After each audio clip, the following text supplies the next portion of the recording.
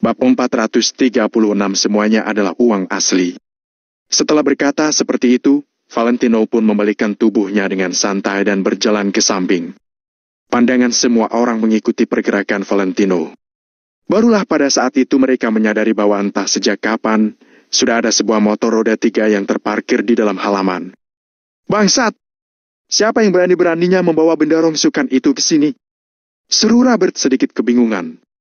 Walaupun yang lainnya tidak mengatakan apa-apa, tapi mereka juga memiliki pikiran yang sama dengan Robert. Bukan hanya motor roda 3 elektrik itu terlihat sudah rusak, tapi ada juga bekas oli seolah-olah habis dipakai menarik gerobak. Ada beberapa karung di bagian bagasinya. Meskipun karung-karung itu disusun dengan rapi, tetap saja itu semua hanya karung. Dengan wujud motor roda 3 yang seperti ini, siapapun akan menganggap bahwa barang-barang yang ada di bagasinya adalah sampah. Akan tetapi, ekspresi Valentino terlihat biasa saja. Dia berjongkok dan membuka simpul yang ada di bodi motor. "Valentino, kamu sedang apa?" tanya Robert sambil mengernyit sementara yang lain memperhatikan dengan ekspresi bingung. "Bukankah kamu ingin melihat bagaimana istriku menyelesaikan masalahnya? Beginilah caranya," sahut Valentino dengan nada santai. Dia menjelaskan tanpa menoleh dan fokus membuka simpul tali. Robert tertegun sesaat, lalu bertanya dengan nada serius. "Barang apa itu yang kamu bawa di motormu?" "Uang," jawab Valentino dengan nada yang sangat percaya diri. Seolah senyuman datar tersungging di bibirnya. Kiara pun menimpali sambil mendengus dingin. "Mana mungkin di dalam sampah itu ada uang? Cepat bawa pergi. Jangan sampai benda itu mengotori halaman rumah nenekku." Valentino balas menggeleng pelan. Dia sudah berhasil membuka sebagian besar simpulnya dan berkata, "Ini semua adalah uang. Uang tunai. Mengerti tidak? Ini semua adalah uang tunai." Semua orang sontak tercengang begitu mendengarnya. Maksud Valentino, motor roda 3 ini penuh dengan uang tunai. "Aku sama sekali tidak percaya dengan ucapanmu," kata Robert sambil cemberut. Valentino tidak menyahut apa-apa. Dia menarik semua talinya hingga terlepas, lalu satu tangannya menggenggam sebuah karung. "Kalau begitu, coba buka matamu itu selebar mungkin dan lihat baik-baik apa isi karung ini." Kemudian, Valentino mengerahkan tenaga untuk menarik semua karung itu turun dari motor. Bam! Serak! Karung itu terjatuh ke atas lantai, dan mata semua orang memandanginya dengan lekat. Mereka semua pun sontak tertegun di tempat seolah-olah ada yang membuat mereka tidak bisa bergerak, termasuk Nyonya Besar Kusuma dan Angel. Mulut kantong karung itu terbuka dan menumpahkan beberapa tumpuk uang tunai berwarna merah ke atas lantai. Mata semua orang terpana melihatnya. Mata mereka membelalak lebar dan jantung mereka berdegup dengan begitu kencang. Ya ampun! Detik berikutnya, napas mereka semua secara serempak terkesiap kaget. Bahkan ada beberapa anak perempuan yang sontak berseru terkejut. Ternyata motor roda 3 butut itu memang membawa uang tunai sungguhan. Kira-kira berapa total semua uang tunai ini? Setidaknya jumlahnya pasti miliaran, bukan? Angel menatap semua uang tunai itu dengan takjub. Dari mana Valentino mendapatkan uang-uang ini? Dia tidak pernah meminta Valentino pergi ke suatu tempat untuk mengumpulkannya. Dari mana asal uang sebanyak ini? Cukup atau tidak? Kalau tidak cukup, tenang saja. Masih ada lagi, kata Valentino sambil tertawa datar. Dia menarik sebuah karung lainnya dengan santai seolah-olah sedang membawa turun sampah. Bruk, serak. Karung yang kedua terjatuh ke atas lantai. Mulutnya terbuka dan lagi-lagi menunjukkan tumpukan uang tunai berwarna merah yang tidak terhitung jumlahnya. Semua orang menjadi tercengang lagi. Tidak usah panik, masih ada lagi, sahut Valentino. Kemudian, dia menarik turun semua karung yang ada di atas motor. Karung-karung itu jatuh berdebum ke atas lantai. Bunyinya kencang sekali seperti ada batu berat yang terjatuh ke atas tanah. Akan tetapi, kedengarannya seperti sesuatu yang menghantam benak semua orang dengan kuat. Hanya dalam waktu 1 menit, uang-uang tunai berwarna merah itu berserakan pada jarak sekitar 3 meter dari Valentino. Valentino jadi terlihat seperti sedang berdiri di atas tumpukan uang tunai yang tidak terhitung jumlahnya. Uang sebanyak itu sudah cukup untuk membuat banyak orang seperti kesetanan, tapi Valentino hanya meliriknya dengan acuh tak acuh seolah-olah dia sedang melihat tumpukan uang 2000-an. Ini, Robert hanya bisa berujar dengan terbata-bata sementara Kiara membelalakan matanya lebar-lebar tanpa sanggup mengatakan apa-apa. Angel juga merasa sangat terkejut. Mulut semua anggota keluarga Kusuma lainnya menganga lebar, sampai-sampai seakan sebutir telur angsa akan muat masuk ke dalam setiap mulut mereka. Bagaimana? Kalau tidak cukup juga, tenang saja, masih ada lagi. Valentino tersenyum datar, lalu melambaikan tangannya dan tempat penyimpanan di motor roda 3 itu terbuka. Brak! Tiba-tiba, sisi pinggir tempat penyimpanan itu pun terjatuh. Kemudian, Valentino menyingkapkan kain hitam yang menutupi bodi motor. Wus! Semua orang segera memperhatikan ke arah Valentino. Di dalam tempat penyimpanan motor roda 3 yang sudah butut itu, terdapat bertumpuk-tumpuk uang tunai. Setiap tumpuk uang disusun dengan rapi untuk memenuhi tempat penyimpanan. Astaga! Ya ampun! Ada banyak anggota keluarga Kusuma yang berseru kaget, tapi ada lebih banyak lagi anggota keluarga yang termangu tidak sanggup berkata-kata. Mereka semua merasa sangat tercengang. Bahkan jumlah kartu bank dengan saldo sebesar 20 miliar saja tidak terlihat sebanyak uang tunai ini. Jadi, mereka semua sangat kaget melihatnya. Hanya ada uang tunai kemanapun mereka melihat. Pemandangan yang seperti ini benar-benar membuat mereka tidak bisa berkata-kata. Bahkan mereka tidak bisa menemukan kata-kata yang tepat untuk menggambarkan apa yang mereka rasakan saat ini. Valentino meletakkan kedua tangannya di belakang punggung dan menatap semua orang yang ada di tempat itu dengan santai. Semua uang ini pasti cukup untuk menyelesaikan krisis perusahaan kali ini. Walaupun tidak ada yang menyahut, mereka semua mengangguk menyetujui dalam hati. Tentu saja semua uang ini pasti cukup. Tunggu dulu. Biar kuperiksa apakah semua uang ini asli atau tidak. Kalau kamu berani-beraninya mencurangi nenek dengan memberikan uang palsu, kujamin kamu tidak akan bisa melangkah keluar dari gerbang rumah ini dengan selamat. Sahut Robert secara tiba-tiba. Kemudian, dia segera bergegas maju dan memeriksa satu tumpuk uang. Semua orang menatap Robert dengan penuh penantian, bertanya-tanya seperti apa hasil pemeriksaan yang Robert lakukan. Begitu meraba tekstur uang tunai itu, Robert langsung tahu bahwa uang ini asli. Semua uang ini bahkan terbukti baru saja ditarik dari bank karena ada stempel ban berwarna putih di atasnya. Mustahil. Gumam Robert tercengang, lalu mengambil satu tumpuk yang lain dan memeriksanya lagi. Setumpuk demi setumpuk dia periksa, tapi semakin banyak yang Robert periksa, dia pun semakin tercengang. Pada akhirnya, dia hanya bisa terdiam lemas. Semua uang ini. Robert menelan air ludahnya dan menatap Valentino dengan sorot terkejut. Robert, semua uang ini palsu, kan?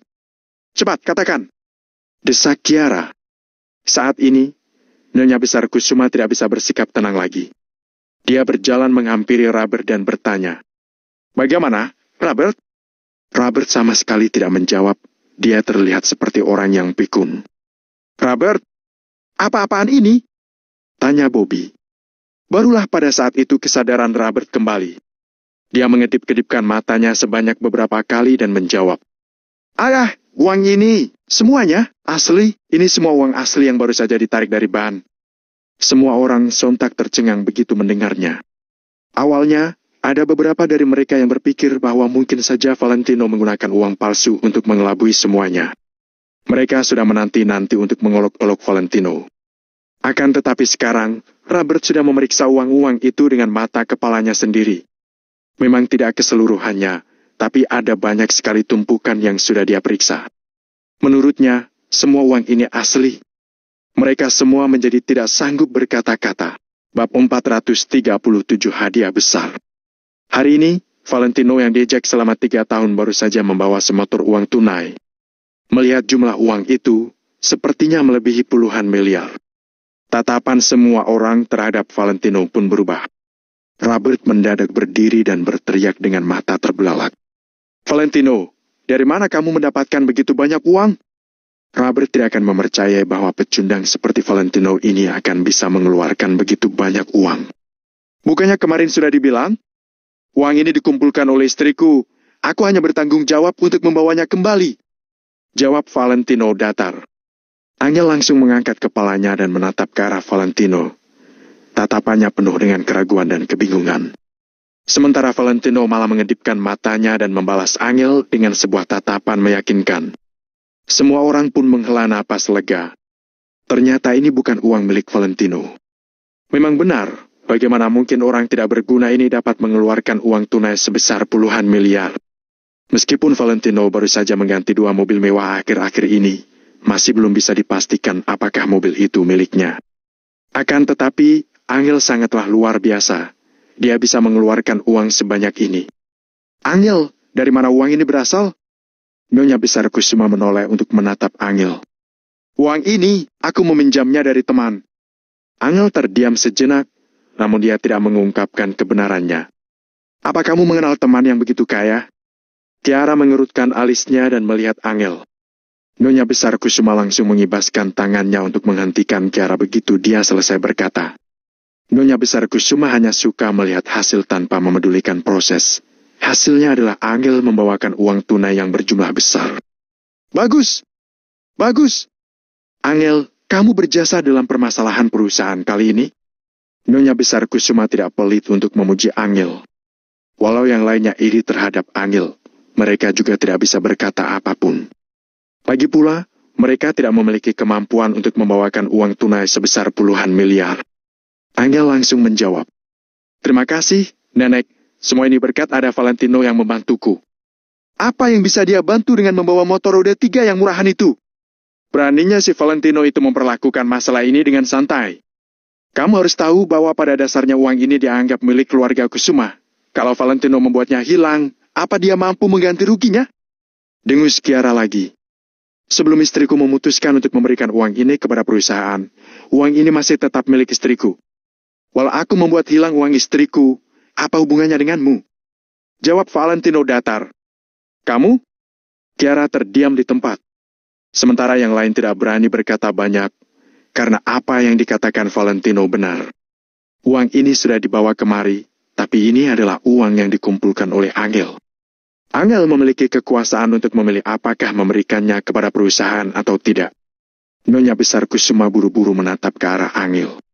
Angel, perusahaan ini adalah hasil kerja keras kakekmu. Jadi, Angel meragu sejenak, tapi dia pun tetap menjawab. Aku tahu, Nenek. Uang ini akan kuberikan pada perusahaan. Baik, baik. Nyonya Besar Kusuma pun mengangguk-angguk kepalanya. Terhadap hal ini, Nyonya Besar Kusuma masih merasa puas dengan apa yang dilakukan Angel. Valentino mengulurkan tangannya dan menunjuk ke beberapa keturunan keluarga Kusuma termasuk Robert. Lalu dia pun memerintah dengan nada tenang. Kamu dan juga kamu, kalian masukkan uang itu ke mobil. Jika ada kurang 1 rupiah pun, aku akan menyuruh kalian menggantinya dengan 200 juta.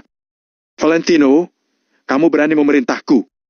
Robert menatap Valentino dengan marah. Cepat masukkan. Tidak menunggu Valentino menjawab, Nyonya Besar Kusuma sudah memerintahkannya. Robert dan yang lainnya hanya bisa menggertakkan giginya dan terdiam. Mereka hanya bisa bertindak sebagai kuli untuk 1 kali ini dan memindahkan semua uang ke mobil di bawah pengawasan Valentino. Valentino, Nenek tidak akan mempermasalahkan tentang kamu memukuliku, tapi aku pasti tidak akan selesai begitu saja. Kiara menatap Valentino dengan tatapan dingin. Apa yang bisa kamu lakukan terhadapku? Nada bicara Valentino membawa kesombongan. Berbicara dengan orang yang tidak masuk akal, tentu saja harus lebih tidak masuk akal darinya. Aku memang tidak bisa melakukan apa-apa terhadapmu. Akan tetapi, kamu harus ingat, aku, Kiara, adalah orang yang akan menikah ke keluarga Wijaya Kota Kamara dan menjadi nyonya muda mereka kelak nanti. Kamu sudah memukul nyonya muda keluarga Wijaya, sampai saat itu kamu akan tahu akibatnya. Jejak telapak tangan di muka Kiara masih belum hilang, tetapi nada bicaranya sangatlah sombong.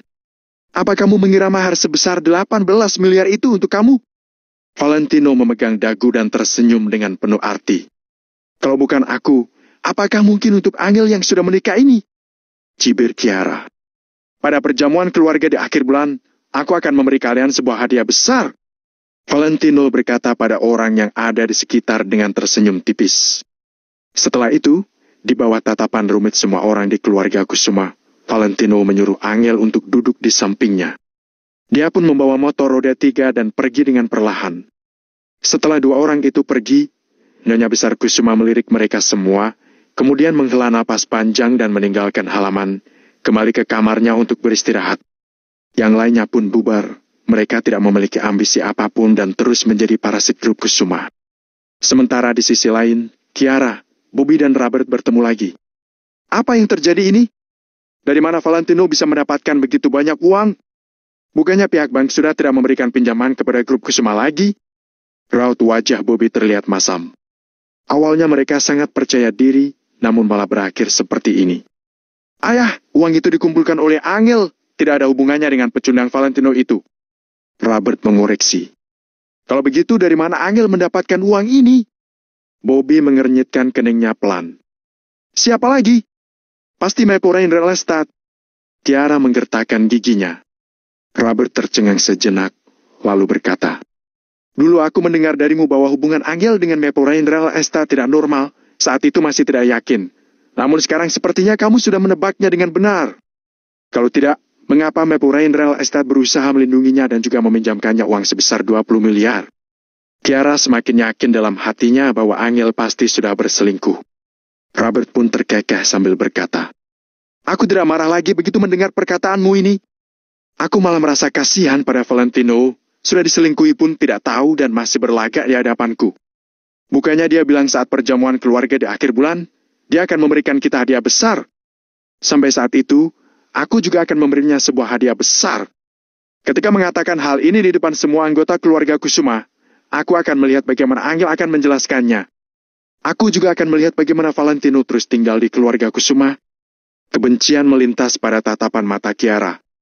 Baik, kita akan lakukan itu. Bobby membuat keputusan akhir.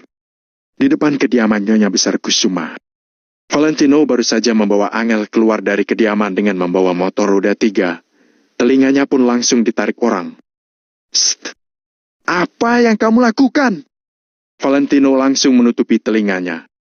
Angel menatap Valentino dengan mata terbelalak dan bertanya, katakan dengan jujur, dari mana uang itu berasal? Semua ini adalah uangku sendiri. Jelas Valentino dengan serius. Valentino, kalau kamu omong kosong denganku lagi, aku akan turun dari motor ini sekarang dan berjalan kembali sendiri. Angel menatap Valentino dengan tatapan serius. Kamu ini, ucapan jujur pun tidak dipercayai olehmu. Baiklah, aku meminjam dari ban. Jawab Valentino sambil menggelengkan kepalanya. Apa yang bisa kamu jadikan barang jaminan? Mobil atau rumah?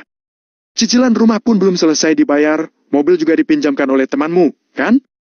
Apa yang bisa kamu jadikan barang jaminan? Ginjal. Angel tidak bisa mempercayai omongan Valentino. Bab 438 tangkap dalang di balik layar. Aku punya banyak teman, Harry dari Black Tiger Security, Danu dari pusat kebugaran Maple Dawn, juga Hendrik dari Maple Real Estate. Bukankah mereka semua temanku? Jawab Valentino dengan serius. Angel terdiam setelah mendengar apa yang dikatakan Valentino. Dia juga mengenal ketiga orang yang Valentino sebutkan tadi. Angel pun tahu bagaimana sikap Eri dan Danu terhadap Valentino. Kalau Hendrik, dia pernah mengundang Valentino secara khusus untuk naik ke atas panggung ketika upacara peletakan batu pertama zona pengembangan kota Arteria. Meskipun Angel tidak mengetahui pasti bagaimana hubungan di antara Valentino dan Hendrik, yang jelas jika Eri dan Danu membantu Valentino bersamaan, sangat mudah bagi Valentino untuk mendapatkan uang sebanyak 20 miliar. Terima kasih, aku akan mengembalikan uang ini secepatnya. Bunga yang mereka minta tidak tinggi, kan? Tanya Angel dengan khawatir. Tidak tinggi, tidak apa-apa. Gunakan saja uang ini sesuka hatimu. Uangku kan uangmu juga. Valentino melambaikan tangannya. Baiklah, terima kasih, Yang. Angel mengecilkan suaranya ketika mengucapkan kata terakhir. Akan tetapi, Valentino masih dapat mendengarnya. Valentino pun menolehkan kepalanya untuk melihat Angel. Dalam kurun waktu 3 tahun, ini adalah pertama kali Angel memanggilnya sayang. Apa? Aku tidak dengar. Coba katakan sekali lagi. Valentino mengatakannya sambil tersenyum. Mengemudi dengan benar. Wajah Angel memerah. Kemudian dia mengulurkan tangannya untuk memukul Valentino. Valentino pun tertawa. Dia menyetir motor ke perusahaan tanpa banyak bicara. Di malam hari, Valentino menerima telepon dari Hendrik. Tuan Muda Valentino, mahar sudah siap dan dapat diantar ke keluarga Kusuma kapanpun. Menurutmu kapan waktu yang tepat untuk mengantarnya? Hendrik memberikan laporan kepada Valentino. Akhir bulan ini, di hari ketika keluarga Kusuma mengadakan perjamuan keluarga. Jawab Valentino. Awalnya, Valentino berencana untuk mengungkapkan semuanya di hari ulang tahun Angel. Akan tetapi setelah dipikir-pikir, mungkin dengan mengantar mahar lebih awal dapat membuat Kiara dan yang lainnya tutup mulut. Hendrik sedikit menganggukkan kepalanya. Nanti aku akan memberimu sebuah daftar nama. Tolong bantu aku periksa siapa orang di balik perusahaan-perusahaan ini. Jangan bertindak gegabah setelah mendapatkan informasinya. Aku akan meminta Danu untuk mengurus masalah ini, kata Valentino. Baiklah, Tuan Muda Valentino. Hendrik pun menyetujuinya. Setelah itu, mereka pun langsung menutup telepon. Pagi hari berikutnya, Valentino mengambil gambar daftar nama 12 perusahaan itu, lalu mengirimkannya pada Hendrik. Grup Kusuma saat ini sudah sepenuhnya dipimpin oleh Angel. Kalau ada orang yang ingin mencari masalah dengan perusahaan, maka orang itu berurusan dengan Angel dan sudah pasti Valentino tidak akan membiarkan hal itu terjadi. Oleh karena itu, mereka harus menemukan dalang di balik layar. Di saat yang bersamaan, 12 perusahaan yang dihasut Frederick untuk bergabung melawan keluarga Kusuma kini menjadi hancur berantakan. 11 dari 12 perusahaan ini bergantung pada pinjaman bank. Namun saat ini, pinjaman dari 12 perusahaan di bank semuanya ditolak, tidak ada sepeser uang pun yang dipinjamkan. Tidak peduli bank negeri atau bank swasta, semuanya menolak pengajuan pinjaman mereka. Jelas-jelas bank bisa meminjamkan uangnya, tetapi tiba-tiba saja sesuatu yang tidak terduga terjadi, hingga membuat pinjaman mereka langsung dibekukan. Awalnya, mereka mengira telah terjadi masalah pada kas bank, sehingga semua pinjaman yang diberikan dibekukan. Namun setelah mencari tahu, ternyata semua pengajuan pinjaman perusahaan lain disetujui kecuali 12 perusahaan mereka. Inilah alasan mengapa mereka terus memikirkan hal tersebut. Sebodoh-bodohnya mereka juga tahu kalau semua ini pasti berhubungan dengan grup Kusuma. Jadi, mereka pun mengadakan rapat pertemuan darurat dengan Frederick. Setelah memahami situasi saat ini, Frederick pun merasa terkejut. Taktik seperti ini lebih dari sekadar menakutkan. Sepertinya grup Kusuma tidak bisa kita serang untuk sementara waktu. Pasti ada pihak yang melindungi mereka dari belakang. Raut wajah Frederick terlihat sangat masam. Orang pertama yang dia pikirkan adalah Maple Rain Real Estate. Karena belakangan ini grup Kusuma memiliki hubungan yang cukup erat dengan Maple Rain Real Estate. Lalu apa yang harus kita lakukan, Tuan Muda Frederick? Sebelumnya kamu sudah berjanji kalau semuanya akan baik-baik saja dan kita akan mendapatkan keuntungan yang besar. Belasan pria parubaya itu pun gelisah. Sial! Mana aku tahu harus berbuat apa? Namanya juga investasi, selalu ada kemungkinan untung dan rugi. Sekarang ketika kalian merugi, apa urusannya denganku?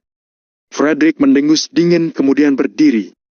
Belasan pria parubaya itu tidak berani mengungkapkan amarah. Mereka menyesal, andai saja mereka mengetahuinya sejak awal. Mereka pasti tidak akan tergoda dengan keuntungan yang dijanjikan Frederick. Kuberitahu kalian, kalau sampai kalian berani mengadukanku, maka kalian semua akan mati. Frederick mengancam, setelah itu dia berjalan keluar. Perubahan mendadak ini membuat 12 perusahaan itu menjadi panik. Sebenarnya ini hanyalah langkah pertama dari rencana awal Frederick, tetapi dia terpaksa harus menunda beberapa aksi lain yang sudah dia rencanakan sebelumnya. Karena ada Maple Rain Real Estate yang melindungi grup Kusuma, Frederick tidak mampu mengakuisisi grup Kusuma. Frederick mengernyitkan alisnya dan berpikir, sepertinya jika dia ingin berhadapan dengan Valentino dan Angel, dia hanya bisa menyerangnya sendiri, tanpa melibatkan keluarga Kusuma secara langsung. Keesokan harinya, Angel kembali ke perusahaan dengan membawa uang sebanyak 20 miliar. 10 pemegang saham perusahaan terkejut hingga tidak mampu berkata-kata. Kesetiaan mereka terhadap Angel pun semakin bertambah. Uang sejumlah 20 miliar dialirkan ke dalam rantai modal. Masalah yang dihadapi perusahaan kini terpecahkan. Seluruh karyawan perusahaan pun tersenyum senang. Angel merasa terharu ketika melihat perusahaan yang semula suram menjadi bangkit kembali. Valentino kembali membantunya sekali lagi. Dalam benak Angel, dia tiba-tiba teringat akan apa yang dikatakan Valentino semalam. Bantuan modal 20 miliar ini hanyalah permulaan, nanti akan ada lagi yang menyusul. Aku pasti akan membuat siapapun yang merugikan istriku menjadi sengsara. Angel tidak mengerti dengan apa yang Valentino rencanakan selanjutnya, tetapi dia menantikannya. Dalam kurun waktu ini, Valentino sama sekali tidak pernah mengecewakan Angel. Hendrik dengan cepat melaporkan hasil penyelidikan kepada Valentino. Meskipun apa yang Frederick lakukan sangat tertutup dan dia juga sudah mengancam 12 perusahaan tersebut untuk merahasiakannya. Dengan kemampuan Hendrik, bagaimana mungkin dia tidak bisa menemukan kalau Frederick adalah dalangnya? Hanya dalam waktu semalam saja, Hendrik mampu menyelidiki Frederick dengan jelas.